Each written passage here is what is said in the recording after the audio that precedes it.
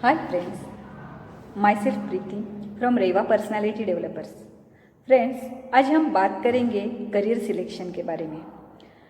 आप में से बहुत से लोग बहुत ज़्यादा कंफ्यूज होंगे कि ये करियर सिलेक्शन कैसे करना है। कई माँ बाप का, कई स्टूडेंट का एक सपना होता है कि बड़े बनकर मैं ये बनूंगा, मैं वो बनूंगी, और फिर जब करियर सिलेक्शन की बात आती है तो कंफ्यूज हो जाते हैं, क्योंकि कई बार जो सपने हम देखते हैं वो मार्क्स की वजह से रह जाते हैं। तो हमें करना क्या चाहिए? एक्चुअली मार्क ये कोई मेजरमेंट नहीं है हमारा करियर बनाने के लिए। करियर ऐसी चीज़ होती है जो हमारी लाइफस्टाइल बनाती है। लाइफस्टाइल में जिस हम खुद को ढाल दे वो हमारा करियर। मतलब सिर्फ मार्क्स हमारे लिए इम्पॉर्टेंट नहीं है। हमारे जो टैलेंट्स है, अलग अलग स्किल है, उनकी तरफ भी देखना बहुत ज़रूरी है।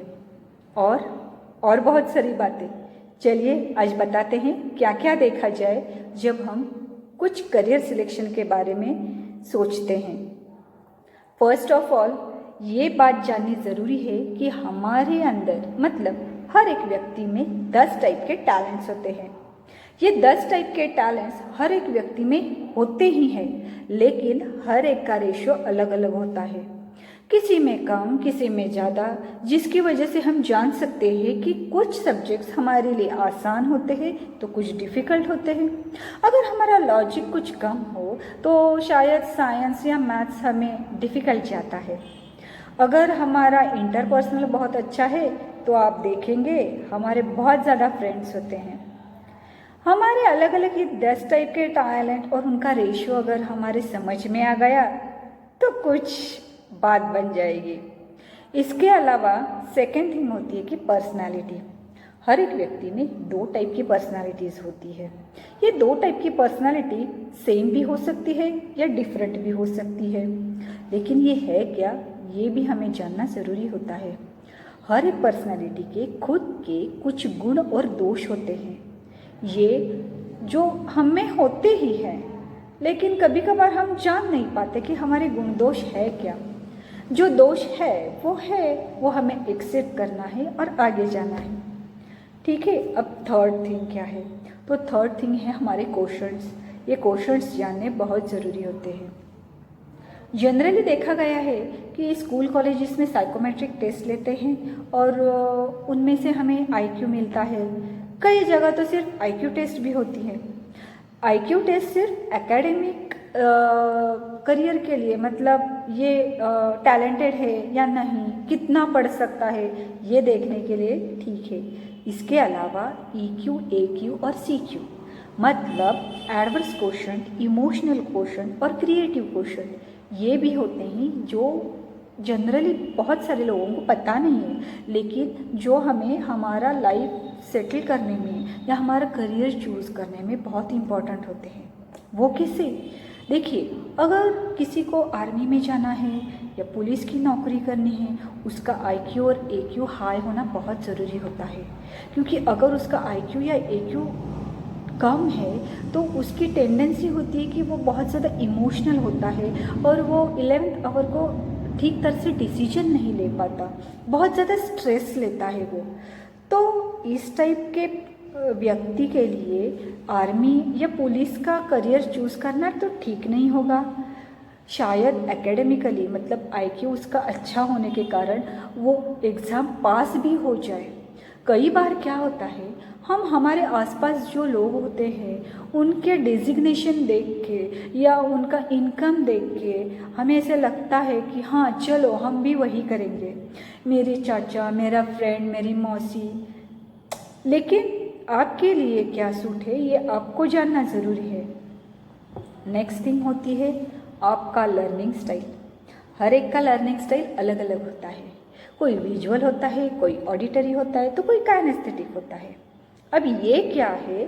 तो ये टाइप्स ऑफ लर्निंग है। कोई ऑडिटरी होता है, सुनकर सीखता है। कोई विजुअल होता है, यानी वीडियोस देखकर, पिक्चर देखकर या कलर के हेल्प से वो बहुत अच्छा ग्रास्प कर सकता है। कोई होता है जो बहुत प्रैक्टिकल होता है, जिसे प्रैक्टिकल किए बिना या खुद किए बिना वो बात समझ में ही नहीं आती। इसके अलावा ग्रास्पिंग पावर होती है, कोई सेल्फ लर्निंग मोड में होता है, किसी किसी को सिखाए बिना एक आध बात समझ में ही नहीं आती, किसी को बहुत ज़्यादा रिपीटेशंस लगते हैं सीखने के लिए। तो ये अलग अलग टाइप के ग्रास्पिंग होते हैं, ये जानना हमें ज़रूरी होता है, क्योंकि कुछ टाइप के पढ़ाई में सेल्फ लर्नर होना बहुत ज़रूरी होता है। अगर कोई रिसर्च में जाना चाहेगा और उसके लर्निंग स्टाइल अगर लर्निंग मतलब दूसरों ने सिखाए बिना नहीं आता, तो वो रिसर्च में नहीं जा सकता, रिसर्च वर्क उससे नहीं होगा।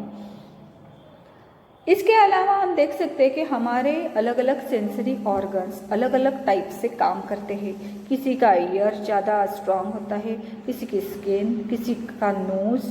तो पूरी जानकारी मिल जाती है कि किस तरह से आपके सेंसरी ऑर्गन्स वर्क करते हैं, कौन फास्ट है, कौन स्लो है।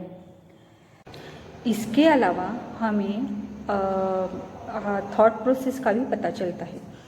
कई लोग पहले सोचते हैं फिर काम करते हैं, कई लोग पहले काम कर देते हैं फिर उसके बारे में सोचते हैं। कुछ सीक्वेंस हर एक लोग में अलग अलग होता है।